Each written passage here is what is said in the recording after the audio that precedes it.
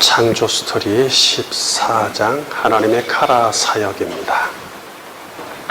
첫 번째 챕터 하나님의 카라 사역의 의미와 목적에 대해서 살펴보겠습니다. 하나님이 카라하신 지구의 시간과 공간을 볼게요. 하나님은 생명체가 살아갈 지구를 세 개의 공간으로 조성하셨죠. 그리고 그 공간들을 하늘과 땅과 바다라고 부르시고 그 공간들이 그 자체로 선함을 확인하십니다.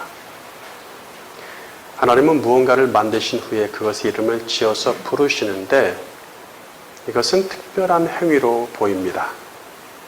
여기서 부르다는 원어로 카라인데 이름을 불러 존재 가치를 부여한다는 뜻입니다.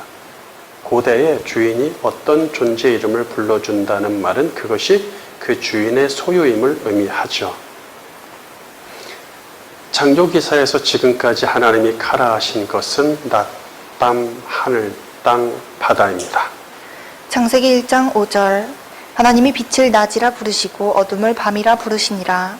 창세기 1장 8절 하나님이 궁창을 하늘이라 부르시니라. 창세기 1장 10절 하나님이 묻힐 땅이라 부르시고 모인물을 바다라 부르시니. 네. 이 다섯 가지 부르신 것, 하나님이 창조하셔서 이름까지 부르셨으니 하나님의 소유겠죠. 낮밤은 빛의 여부에 따라 분리되는 지구의 시간이죠. 낮과 밤이 아닌 시간은 없죠. 인류의 모든 역사는 낮밤이란 시간에만 속해 있습니다. 또 하늘, 땅, 바다는 지구를 분리한 공간입니다. 낮밤이 시간이라면 하늘, 땅, 바다는 공간이다. 모든 인류를 비롯한 생명체는 하늘, 땅, 바다의 공간에만 속해 있습니다. 그러므로 하늘, 땅, 지구의 하늘, 땅, 바다 외에 지구 밖에는 생명체가 없습니다.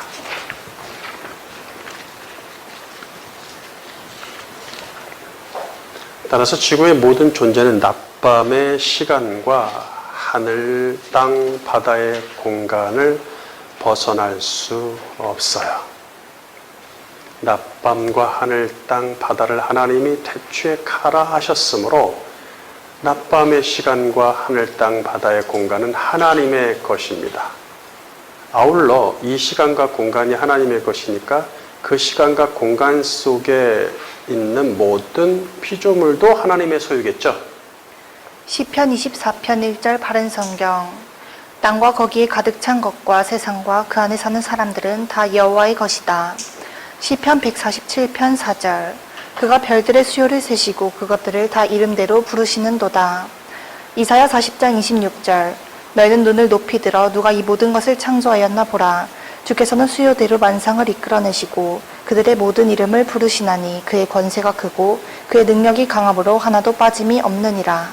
네. 두 번째, 은혜 베풀 자를 친히 부르신다. 하나님이 카라하셔서 당신의 소유로 삼으시는 사역은 역사에서도 계속됩니다. 사탄의 땅에서 방황하는 아담들을 그대로 두고 보지 않으시고 특정한 사람들을 불러 은혜를 주셔서 당신의 백성으로 삼기로 작정하시죠. 먼저 하나님의 백성과 나라의 조상으로 아브라함을 부르시죠. 이사야 51장 2절 너희의 조상 아브라함과 너희를 낳은 사라를 생각하여 보라. 아브라함이 혼자 있을 때 내가 그를 부르고 그에게 복을 주어 창성하게 하였느니라.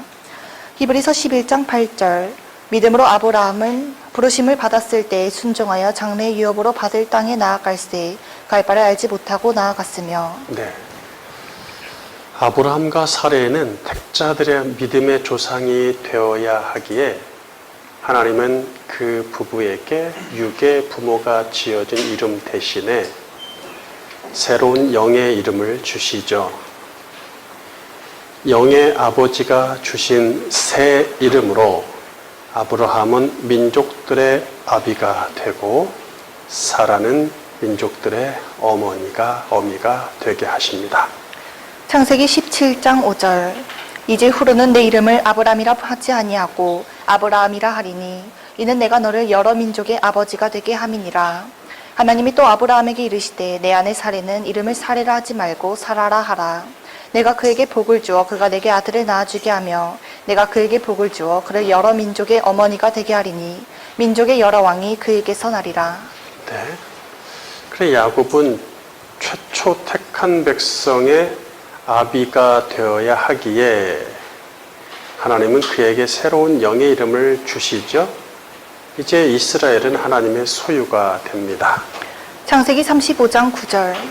야곱이 밧다나람에서 돌아오매 하나님이 다시 야곱에게 나타나사 그에게 복을 주시고 하나님이 그에게 이르시되 내 이름이 야곱이지만은 내 이름을 다시는 야곱이라 부르지 않겠고 이스라엘이 내 이름이 되리라 하시고 그가 그의 이름을 이스라엘이라 부르시고 하나님이 그에게 이르시되 나는 전능한 하나님이라 생육하며 번성하라 한 백성과 백성들의 총회가 내게서 나오고 왕들이 내 허리에서 나오리라. 이사야 43장 1절 바른 성경. 야곱아 이제 너를 창조하신 여호와께서 말씀하신다. 이스라엘아 너를 지으신 분께서 말씀하신다. 너는 두려워하지 마라. 내가 너를 구속하였고 내 이름을 불렀으니 너는 내 것이다. 네. 이렇게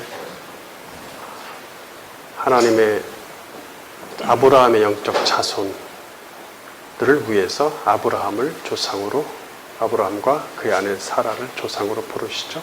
그리고 택한 백성으로서 야곱을 부르셔서 이름을 바꿔주시고 그 부르심 사역이 시작된단 말이에요. 세 번째, 하나님과 그 백성이 카라 관계가 되다. 이 부르심은 일방적인 부르심이 아니라 하나님의 백성을 부르시듯 백성도 하나님을 부름으로써 하나님과 그 백성은 카라 관계가 됩니다. 최초 의인의 계열이 형성되자마자 그 의인의 조상인 셋은 여호와의 이름을 부르죠. 창세기 4장 26절. 셋도 아들을 낳고 그 이름을 에노스라 하였으며 그때 사람들이 비로소 여호와의 이름을 불렀더라. 믿음의 조상들도 여호와 하나님의 이름을 부릅니다. 창세기 21장 33절. 아브라함은 브엘세바에 에셀나무를 심고 거기서 영원하신 여호와 이름을 불렀으며 창세기 26장 25절. 이삭이 그곳에 제단을 쌓고 여호와 이름을 부르며 거기 장막을 쳤더니 이삭의 종들이 거기서도 우물을 팠더라. 창세기 33장 18절.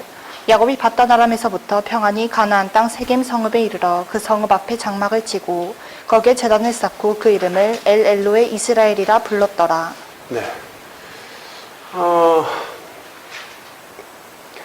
이 다양한 세상의 종교들이 있지만 그 신이 자기의 백성을 친히 부른다 라는 개념이 거의 없어요. 다른 종교에는. 네. 우리 기독교를 본떠서 그런 교리를 비슷하게 만들긴 하지만 근본적으로 그런 부름이 없습니다. 왜? 사람이 만든 우상이 뭘 불러요? 부르긴. 그 다음에 그 종교들의 신도들이 자기 신을 부른다는 개념도 매우 미약합니다. 불러야 뭐해? 대답도 안 하는데. 그래서 이 부름이라는 게 우리 기독교에서 아주 중요한 교리라는 것을 알아야 됩니다. 자, 야곱이 하나님의 이름을 부른 거에 대한 창세기 33장에 보면은 거기서 제단을 쌓고 이름을 엘렐로헤 이스라엘, 엘렐로헤 이스라엘, 엘로헤 이스라엘 이렇게 세 개의 단어로 잘라지는데 이게 두 가지 번역이 가능합니다.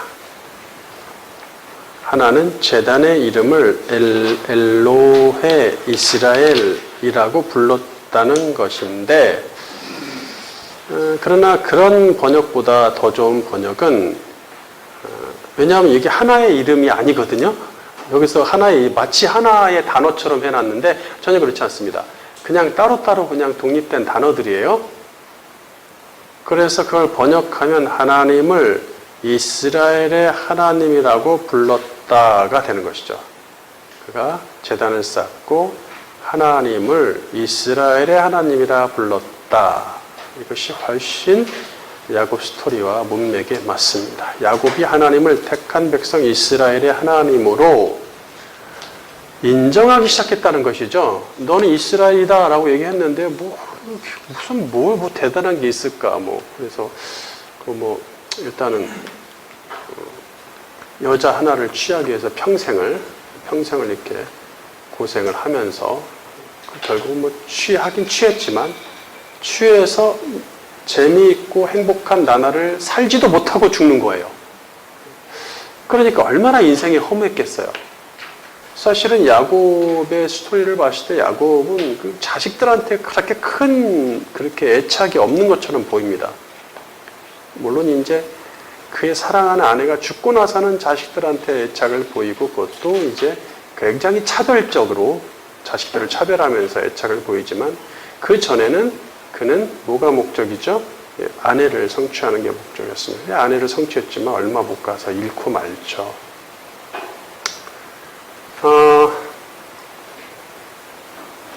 그러므로 그가 네가 이스라엘이라 열국이 너에게서 나오고 어쩌고저쩌고 하는데 그게 별로 이렇게 마음에 와닿지 않는데 이제 인생의 허무함을 맛봤어요.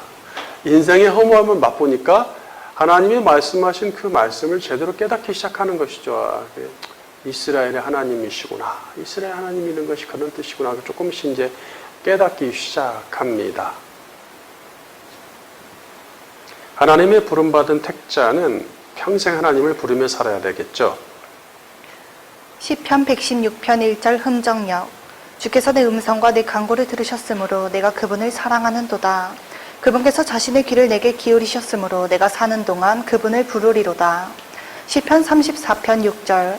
이 공고한 자가 부르짖음에 여호와께서 들으시고 그의 모든 환난에서 구원하셨도다. 네. 하나님과 그 백성이 서로 카라 관계가 되면 하나님의 영이 그 백성 안에 거하심으로 백성과 화목한 교제가 이루어집니다. 그러나 택한 이스라엘은 불순종의 죄로 인해 그분의 부르심을 외면하고 떠나갔죠. 그래서 둘의 관계는 깨어집니다. 계속되는 하나님의 부르심이 있었지만 무시한 이스라엘은 심판을 받기에 이릅니다. 이사야 65장 2절 바른 성경. 나는 완고한 백성에게 온종일 내 팔들을 벌렸으니 그들은 자신의 생각을 따라 선하지 않은 길로 걷고 정원에서 제사하고 벽돌 위에서 분향하여 내 앞에서 언제나 나를 분노하게 하며 그들은 무덤 사이에 앉거나 은밀한 곳에서 밤을 지내며 돼지고기를 먹으니 부정한 고기 국물이 그들의 그릇 안에 있다.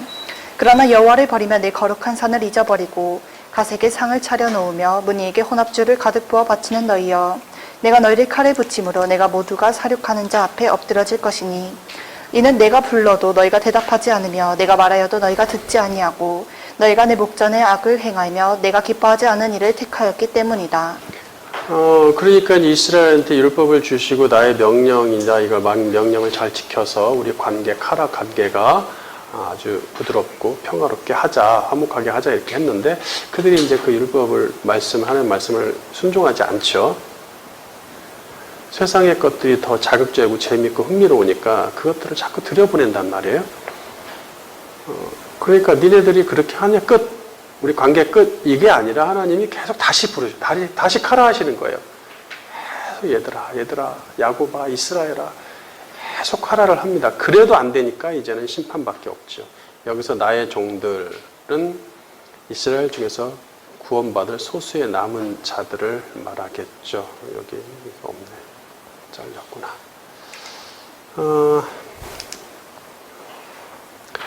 두 번째 챕터로 갑니다. 온 백성들에게 확산될 카라 사역. 온 세상의 카라 사역을 수행할 종 메시아를 먼저 부르시다.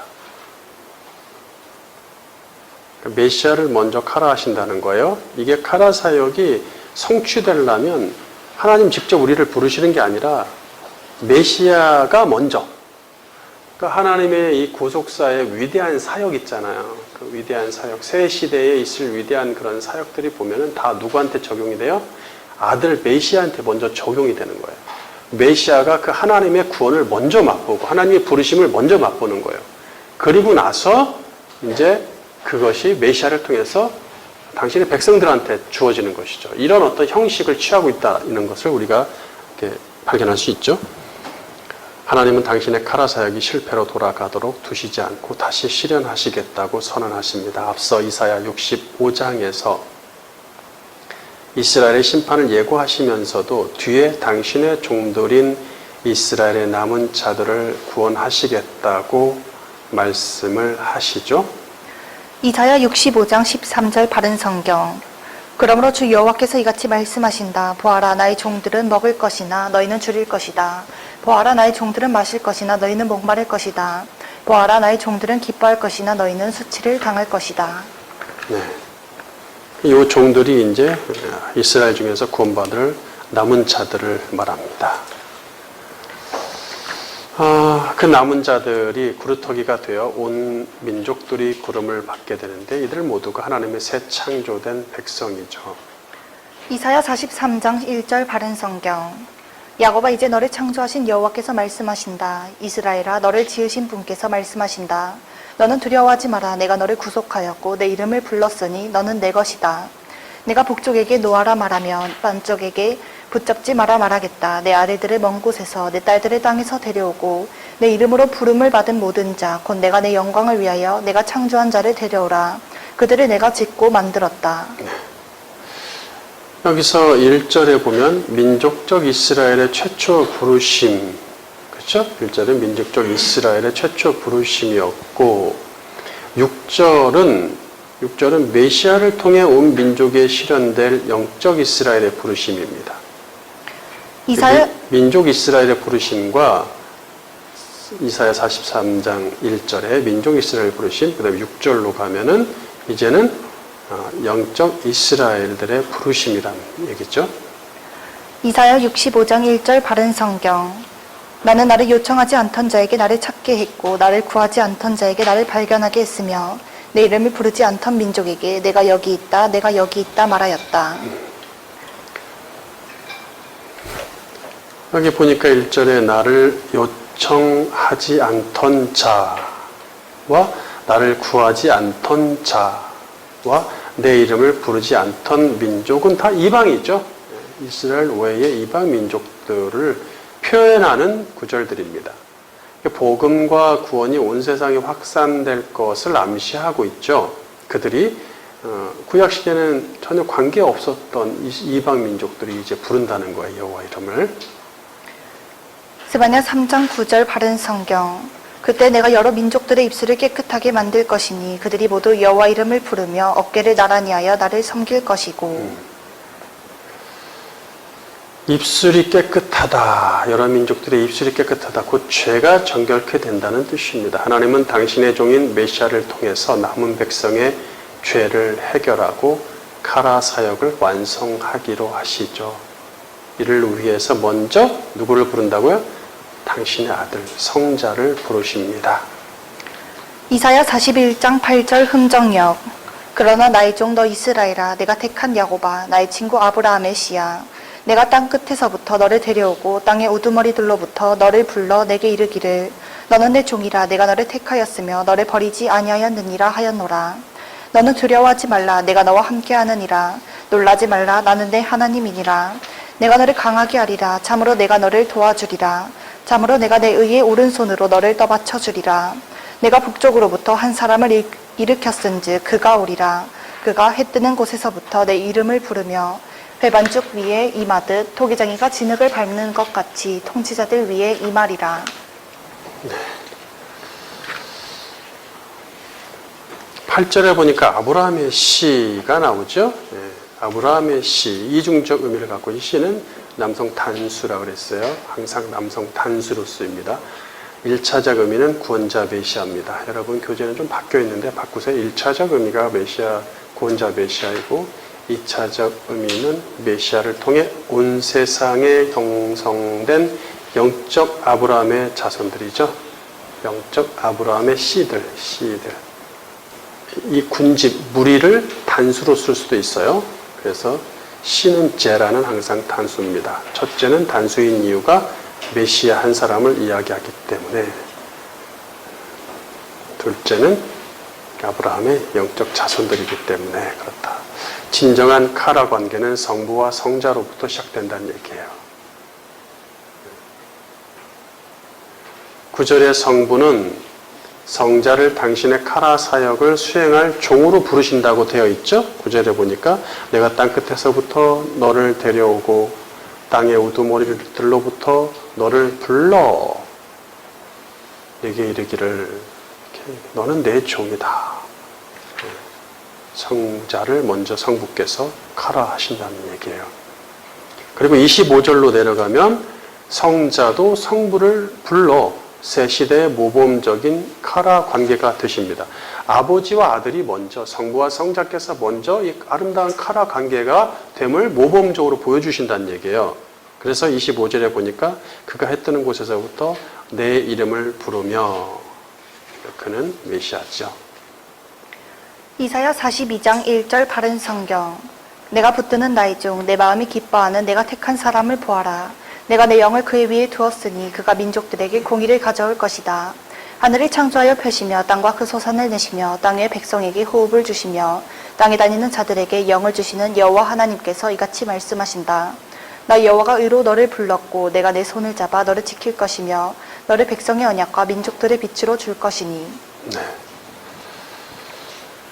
부른다는 얘기가 참 많이 나오죠. 카라 사역이 중요합니다. 이 메시아를 통해 여호와의 이름을 기꺼이 부르는 시대. 그날이 되면 성부는 성자를 통해 카라 사역을 성취하시는데, 그러니까 먼저 누구를 부르는 거예요?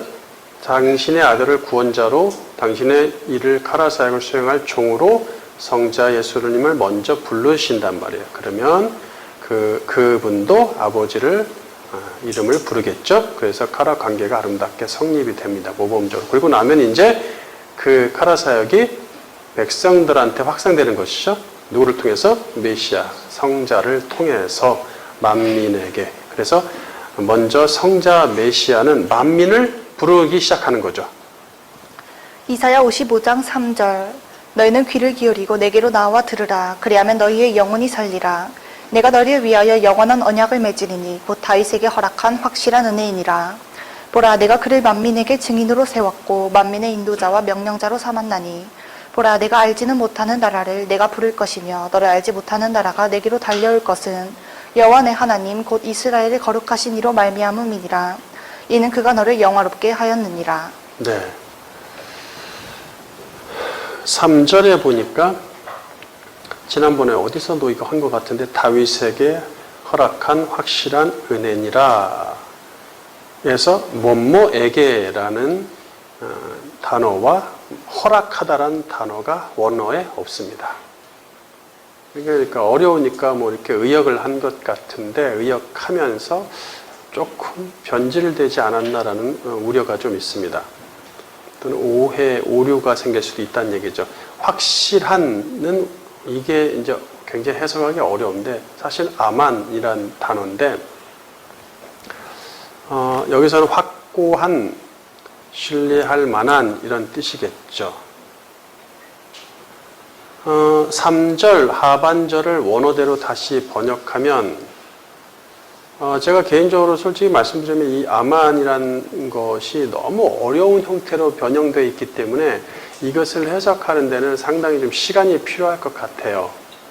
예, 우리가 이 어마어마한 단어를 이해하기에는 조금 많이 부족한 것 같습니다. 그래서 아직은 그냥 모든 성경들이 영어 성경들 수십 개 다 뒤져봤는데 그렇게 보고 있으니까 그냥 확실한, 확고한, 믿을 만한, 신뢰할 만한 이런 원래 그런 뜻이니까 그렇게 가는데 사실 그렇게 하기에 무리가 있을 정도로 변형이 돼 있어요. 여기에. 그래서 그건 좀 더 봐야 될 것 같고 해결되는 대로 다시 말씀을 드릴 수 있어요. 그러나 이렇게 해도 큰 문제는 없어요.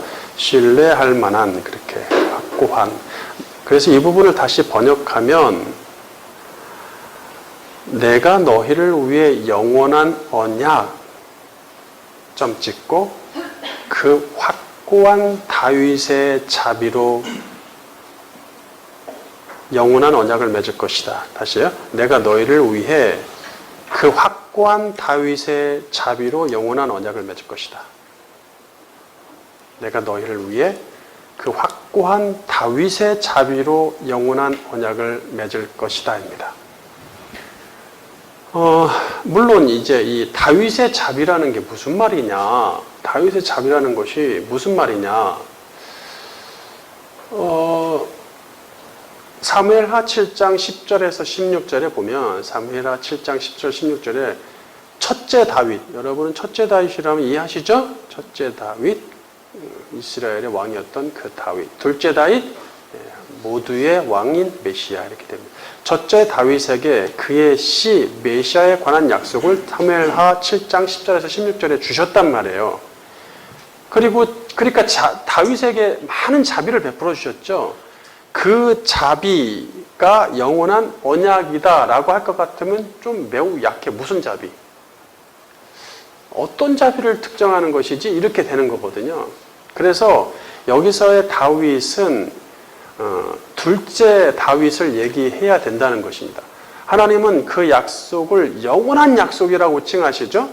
다윗에게는 영원한 약속이 안 됐잖아요. 그는 그 시절에 그냥 영원한 약속은 고사하고 고통당하다가 노년을 보내다가 끝나잖아요. 죽잖아요. 그래서 그의 묘지가 거기에도 있다 이렇게 신약 성경 저자가 얘기할 정도로. 그래서 영원한 언약이라 칭하면서 그 언약은 다윗의 자비로 맺어질 것을 선언하는 거예요. 그럼 다윗의 자비라는 것은 여기서 다윗은 둘째 다윗이어야 되겠죠. 그때 성자의 부름을 받은 자는 기꺼이 여호와의 이름을 부를 수 있습니다. 6절 너희는 여호와를 만날 만한 때에 찾으라. 가까이 계실 때에 그를 부르라. 악인은 그의 길을, 불의한 자는 그의 생각을 버리고 여호와께로 돌아오라. 그리하면 그가 긍휼히 여기시리라. 우리 하나님께로 돌아오라. 그가 너그럽게 용서하시리라. 네. 아까 그 다윗에게 허락한 확실한 은혜다라고 하면은 이게 뭐예요? 이렇게 느껴지면 그냥 첫째 다윗에게만 집중되죠. 그한테 주신 은혜처럼 우리에게 뭔가 은혜를 주실 것이다. 근데 그에게 주신 은혜가 무엇이었냐? 어떤 것을 얘기하는가? 특정하게. 어떤 것을? 솔로몬에게 이제 집중될 텐데, 그러면 사무엘하 7장을 솔로몬으로 적용할 텐데, 사무엘 7장에 보면은 갑자기 내가 너를 어쩌고저쩌고 하다가 그라는 말이 나오고 3인칭 단서가 나오거든요. 그래, 그에 대해서 쭉 얘기하는 거 보니까 그는 100% 메시아다라고 해석자들은 얘기합니다. 근데 또 적지 않은 사람들이 솔로몬에만 집중하고 끝난단 말이에요. 솔로몬에게 주신 그 많은 은혜들을 얘기하는 것 같아요. 그럼 또 복받고 잘 살자 또 이런 얘기가 나오는 것이죠. 예? 그게 무슨 영원한 거예요? 솔로몬이 복받고 잘 살았습니다. 영원히 잘 살았습니까? 아니죠. 그것도 똑같죠.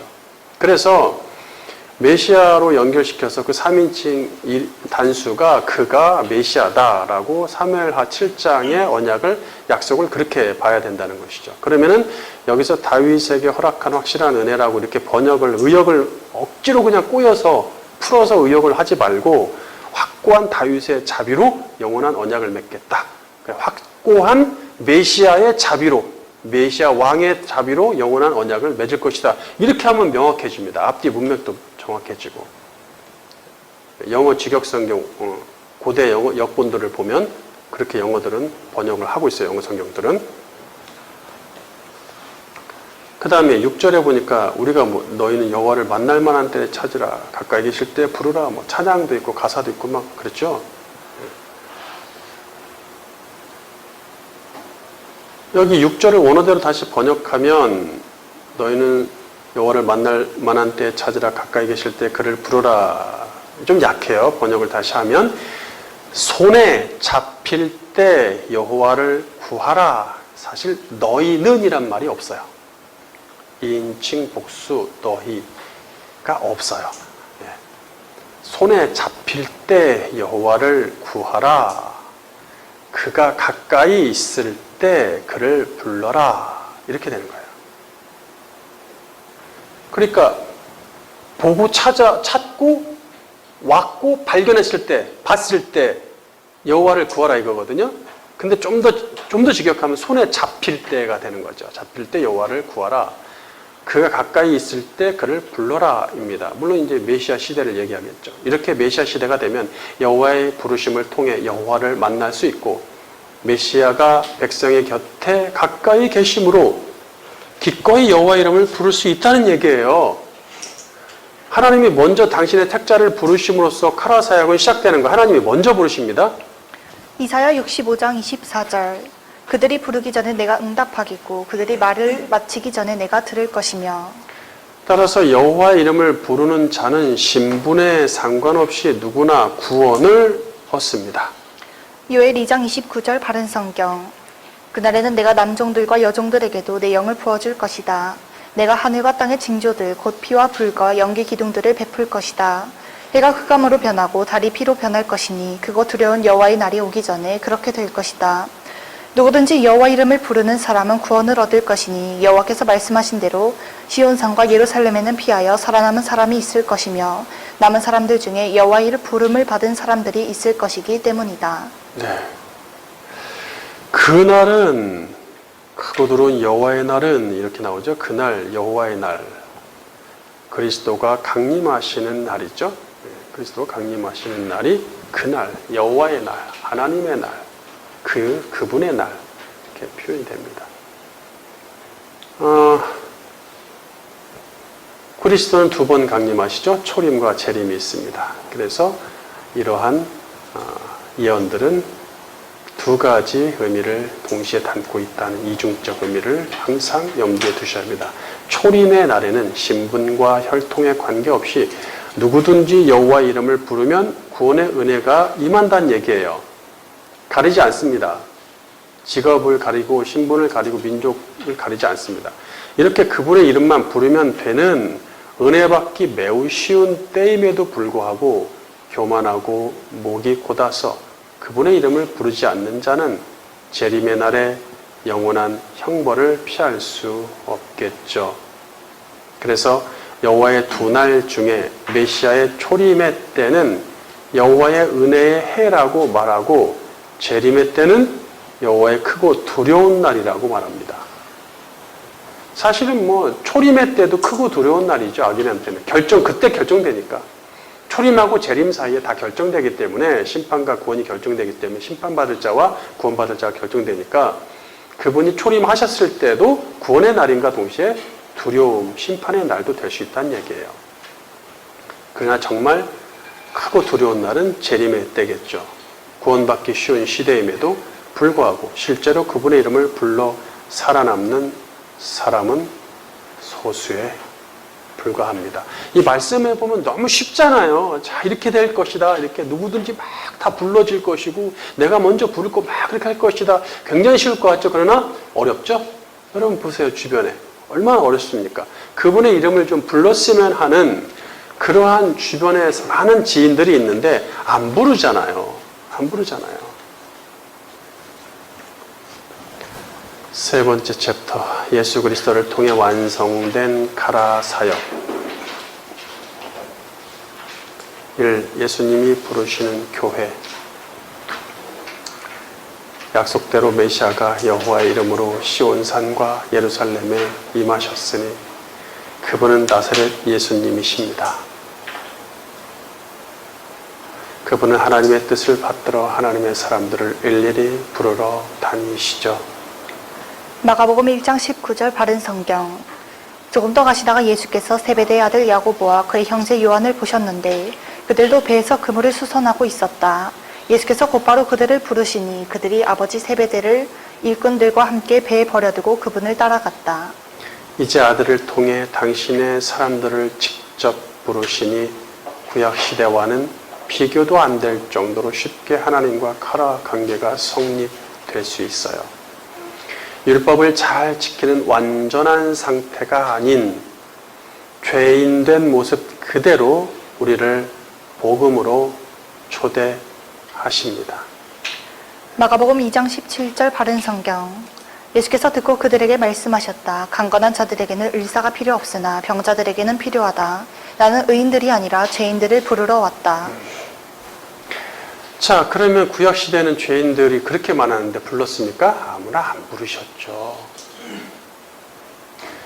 그러니까 그 이름을 모르고, 하나님을 모르고 그 이름을 부르지도 않고 믿지도 않고 알지도 못하는 자들이 이제 부르는 시대가 되는 거죠. 근데 구약시대는 그렇게 안 했죠. 이스라엘 백성들 외에 이방인들은 다 뭡니까? 그 수천 년 동안 아무것도 아닙니다. 그냥 이 율법을 받은 이스라엘 민족을 위해서 주변 민족으로 배경 민족으로 존재하다 끝나는 것이죠. 하나님은 왜 이렇게 불공평하시냐? 그거 하나님 마음이죠. 그건. 당신이 토기장애로 당신 마음대로 한다는데 누가 거기서 반론을 제기할 수 있겠습니까? 그냥 놔두면 멸망으로 가기 때문에 그냥 놔두신 거예요. 근데 이스라엘만 특히 불러서 당신의 구속사역을 샘플로 보여주시는 것이죠. 나는 의인들이 아니라 죄인을 부르러 왔다. 여기서 부르다는 헬라어로 칼레오, 히브리어 카라와 같은 말이죠. 부르다, 초대하다, 이름짓다. 여기서부터 예수님이 복음으로 초대하기 위해 불러낸 교회가 형성됩니다. 여러분한테 나눠준 교재는 약간 좀 달라요. 그때는 예배에 대한 에클레시아나 이런 개념 자체를 정립을 안 해드렸기 때문에 일반적인 교회 개념으로 다 했기 때문에 그렇게 가 있어요. 그러나 여기서는 바뀌어서 나갈 거예요. 새 교재에서는. 예수님이 복음으로 초대하기 위해 불러낸 교회가 여기서부터 형성되죠. 불렀다. 계속 주님이 이 땅에 오셔서 사복음서에 부르신다. 칼레오 부르신다. 그러다가 교회는 에클레시아인데 무엇으로부터라는 뜻의 에크와 부르다라는 뜻의 칼레오가 결합하여서 무엇으로부터 불러낸 자들이란 뜻입니다. 그러니까 에클레시아는 불러낸 자들이란 뜻이에요. 바로 사탄이 지배하는 세상으로부터 하나님이 불러낸 자가 교회입니다. 우리는 교리적으로 택자 한 사람 한 사람을 무형의 교회라 칭하죠. 무형의 교회입니다. 그러니까 이제 사실은 이제 이 교회란 개념을 이제 로마 가톨릭 교회가 망가뜨려 놨잖아요. 망가뜨려서 건물, 주교, 교황, 지도자 이런 어떤 개념으로 다 바꿔놨단 말이에요. 예? 그러다 보니까 어떤 지배 또 계층 그런 개념으로부터 이제 분리를 하기 위해서 개신교에서 무형의 교회와 유형의 교회가 있다라는 교리를 만들죠. 왜냐하면 교회라는 것은 원래 불러낸 자들 그 사람 한 사람이 교회인데 이제 그 한 사람이 모여야 되죠. 모이는 것을 중요시한단 말이에요. 그러면 모이게 되면 그 모임도 교회가 모인 거죠. 그리고 공동체라서 눈에 보이죠. 눈에 보이니까 그 공동체가 이제 유형의 교회가 되는 것입니다. 유형의 교회. 그리고 어느 건물이나 어디 밑에 들어가거나 어디에 들어가니까 이제 건물이 형성되는데 사실 건물은 중요한 게 아니죠.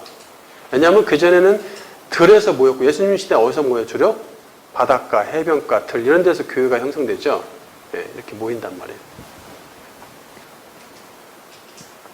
그러다 이제 극심한 박해가 시작되니까 누구 집에서 몰래 모이고 이런 것들이 집 건물로 들어가기 시작하는 겁니다. 그것이 이제 로마 교회 시대에 부를 드러내 보이고 과시하고 위력, 세력을 과시하는 그런 건물과 지배 계급들이 들어있는 건물과 그 계층들, 그 공동체가 돼버린 것이죠.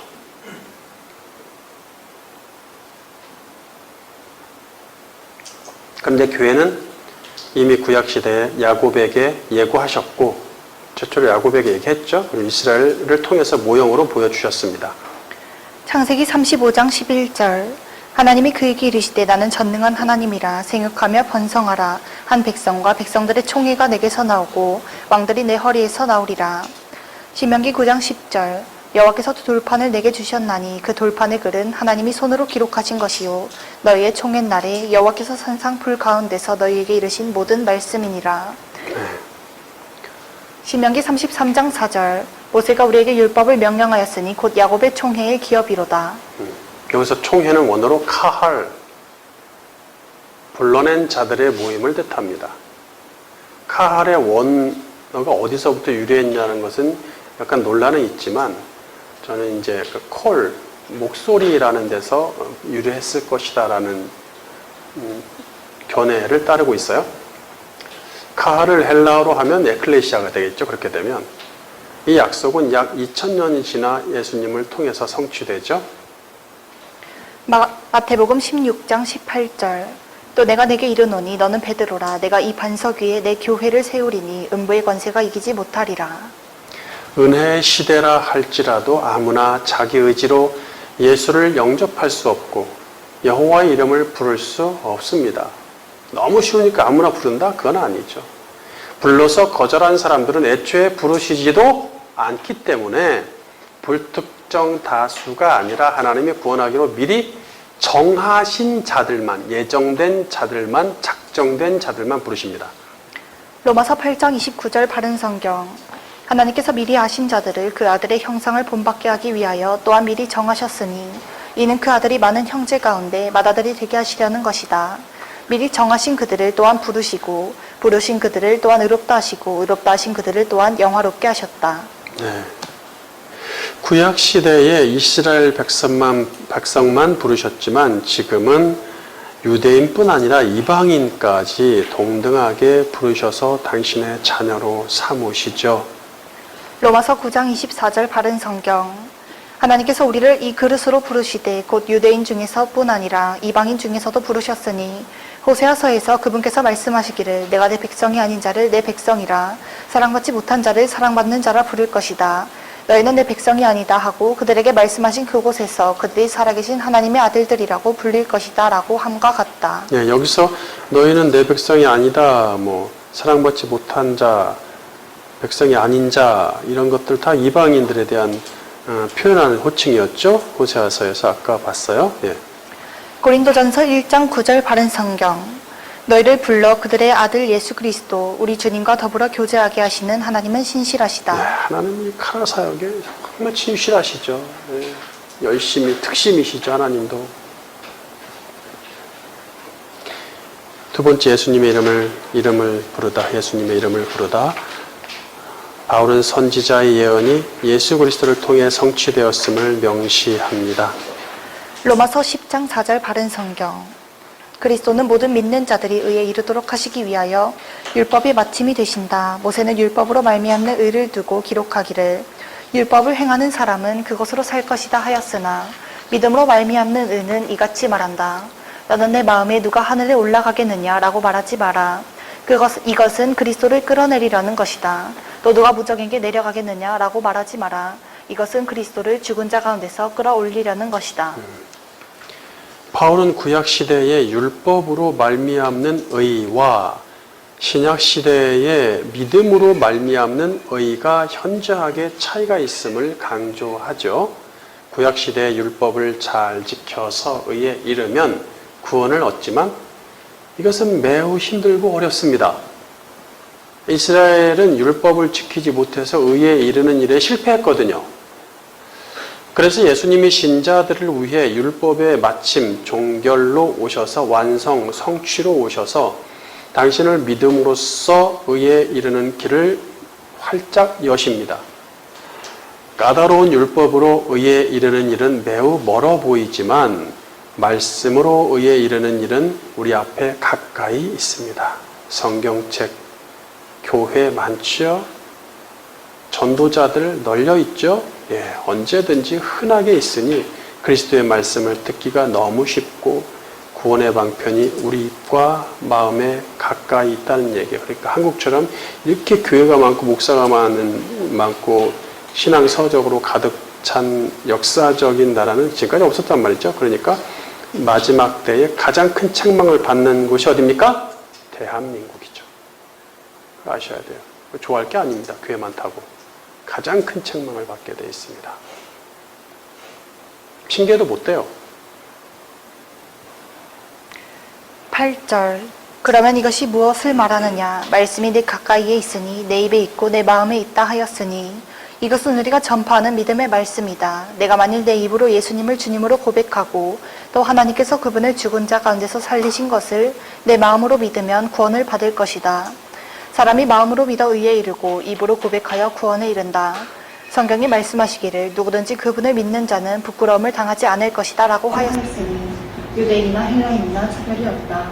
한 주께서 모든 사람의 주님이 되시고 그분을 부르는 모든 이에게 부요함이 되신다. 누구든지 주님의 이름을 부르는 자는 구원을 받을 것이다. 그러므로 믿음은 들음에서 나며 들음은 그리스도의 말씀으로 말미암는다. 네, 이게 무슨 말이에요? 예수 그리스도의 말씀을 듣고 입으로 고백하고 마음으로 믿으면 구원을 받는다는 얘기예요. 네? 정말 쉽죠? 그렇죠? 구약시대에는 이렇게 갖고 되지 않잖아요. 어마어마한 그 규정들을 다 지켜야 되고 하나 어기면 다 어기는 거. 이게 말이 돼요? 이게 얼마나 어렵습니까? 근데 이게 참 쉽잖아요. 응?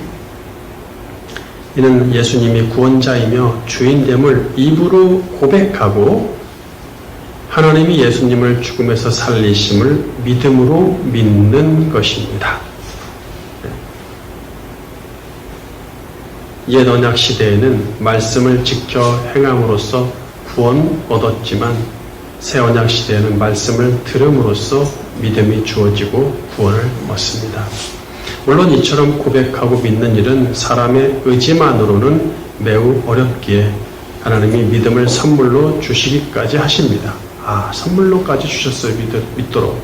그래서 구약시대 율법으로 말미암는 의에 비하면 너무나 쉽습니다. 알고 보니 우리는 쉬웠던 거죠. 네, 알고 보니 우리는 쉬웠죠. 그러나 저들한테는 아직도 쉽다고 말할 수는 없습니다. 쉽지만 쉽지는 않죠. 이중적이죠.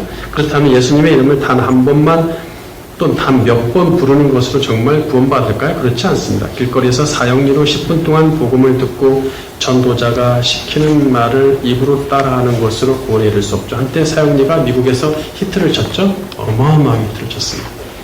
그리고 또 우리나라에 들어와서 또 그대로 따라서 히트를 쳤죠. 여러 가지 복잡했습니다. 지금 싹 없어졌죠? 잘못됐다는 것을 다 인식했기 때문에 싹 없어졌어요. 길거리에서 그렇게 인정한다고 해서 인정하는 게 아닙니다. 믿져야 본전이니까 손해보는 거니까 한번 합시다 이런 식으로 가거든요. 대부분 미국에서는 그렇게 시작했거든요. 이거 금방 합니다. 10분인데요. 세례 받았죠? 다 받았습니다. 왜냐하면 그들은 태어나면 다 세례를 받거든요. 대통령도 성경에 손 얹고 선사하는 판국인데 예수 안 믿는 사람들도. 그러니까 이제 예수 안 믿어도 전부 다 세례를 일단 받고 나야 돼. 카톨릭의 잔재죠. 그게 유아세례. 그리고 나면 기본으로 구원은 받겠지. 본전이다 믿져야 본전이다. 일단 받자. 그리고 유아세례 받아서 교회 안 나와. 신앙생활 안 하다가 나중에 길거리에서 사형리로 당신 세례 받았죠? 예. 교회 안 다니죠? 안 다녀요. 자, 10분만 나한테 허락하십시오. 10분 동안 막 설명해. 죄에 대해서, 뭐에 대해서, 심판에 대해서, 예수에 대해서 설명한 다음에 인정하고 고백하십니까? 글쎄요. 믿자 본전인데 그냥 하십시오. 하면 근데 헌금 내라고도 안 하고 교회 다니고 헌신하라고도 안 하니까 그냥 그대로 하십시오. 그냥 인정만 하고 그렇게 가는 거죠. 그래서 그 자리에서 인정하면 될까요? 가슴이 미어지는 회개와 뜨거운 감동을 동반하면서 마음 깊이 믿음이 생기고 입으로 고백이 나와야 합니다. 네. 내가 하는 게 아니죠. 하나님의 사역들은 내가 하는 게 아닙니다.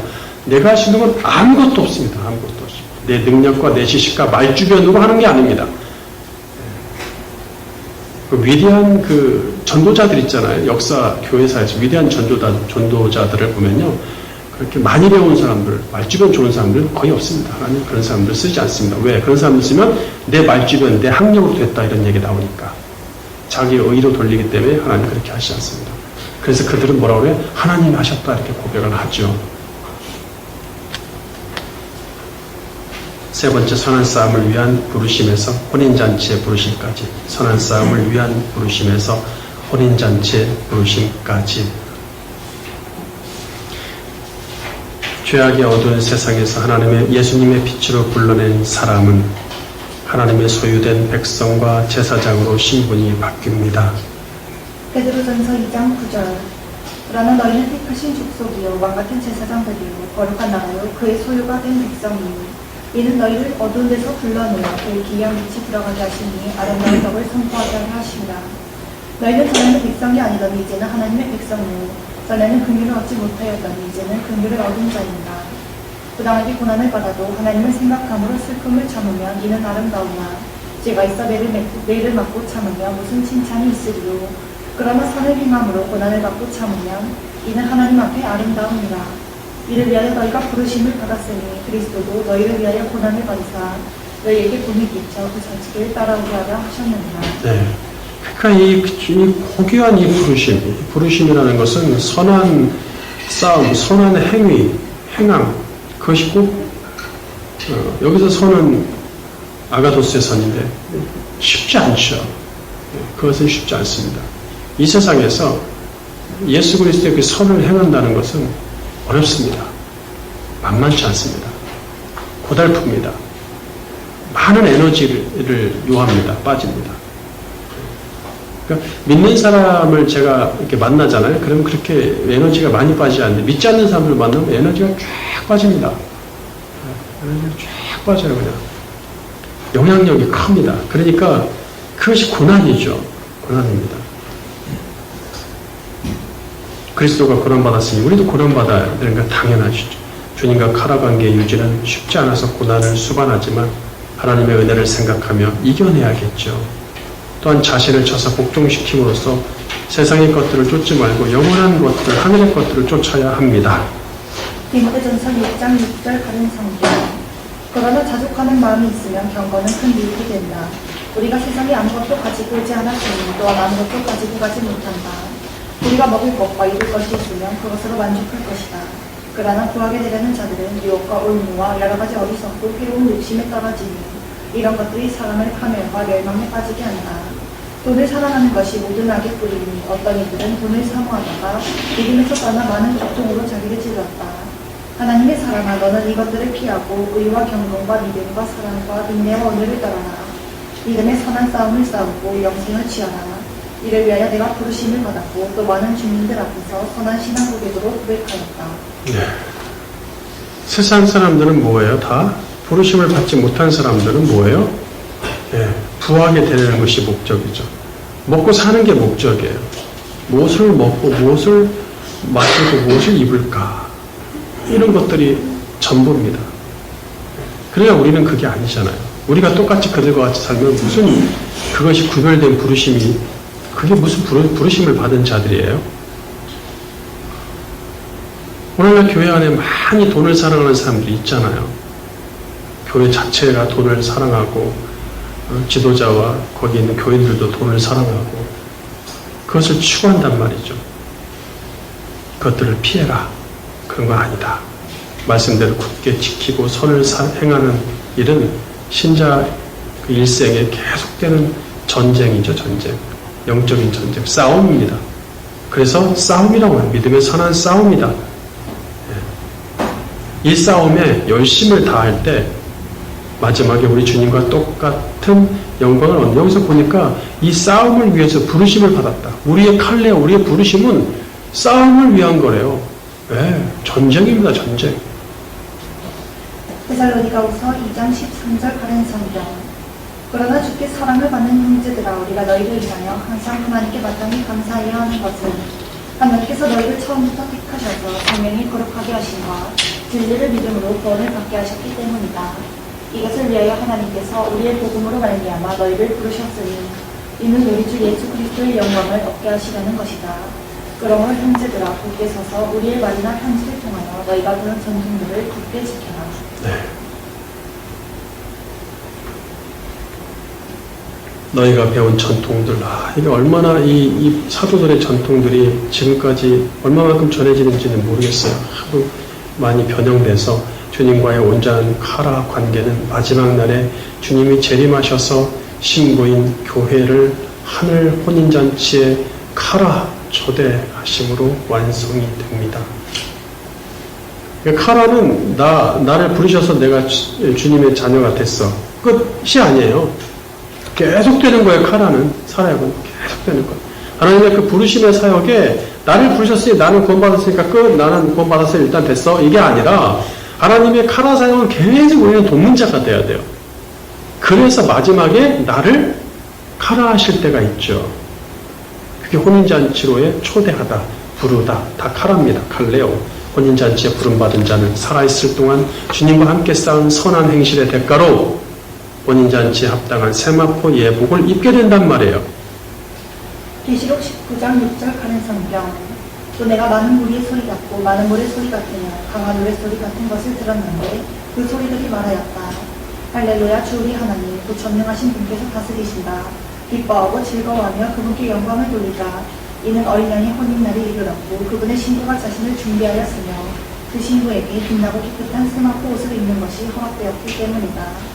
이 세마포 옷은 성도들의 의로운 행실이다. 그 천사가 내게 말하기를 기록하여라. 어린 양의 결혼잔치에 초대받은 자들은 복이 있다라고 하였고 또 그가 내게 말하기를 이것들은 하나님의 참되신 말씀이다 라고 하였다. 네, 그렇죠. 성도들이 입은 그러니까 마지막 새하늘 새 땅에서 혼인잔치에 칼레오 초대받은 부름받은 그 신부들 그들의 옷이 흰 세마포 옷을 입었다.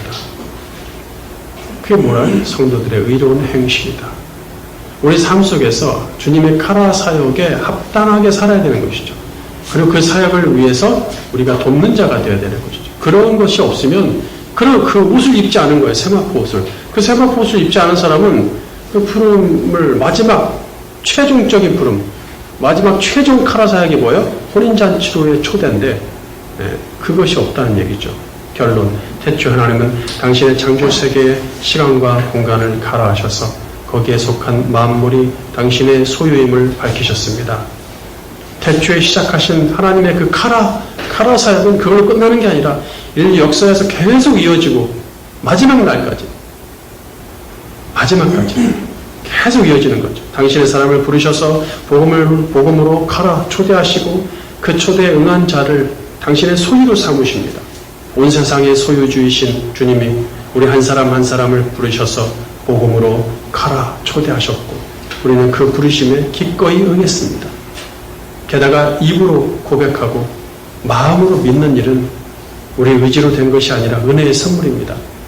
자꾸 얘기하지만 우리가 누군가를 전도하고 하나님의 우리 주님의 부르심 속에 들어가게 하기 위해서 많이 기도하고 소망이 있고 그리고 노력을 하잖아요.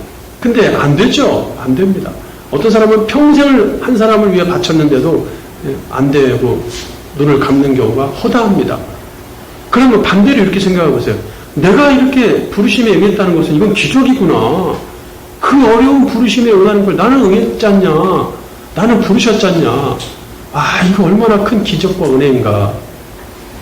우린 마음이 완악하여 부르심에 응할 수 없는 자들이지만 율법으로 말미암는 의가 아닌 믿음으로 말미암는 의로 구원받았으니 어찌 감사 찬송하지 않을 수 있겠습니까? 죄인 중에 개수 같은 자가 어둠에서 빛으로 나와 거룩하신 하나님의 소유가 되었습니다. 그 고귀하고 값진 부르심에 합당하게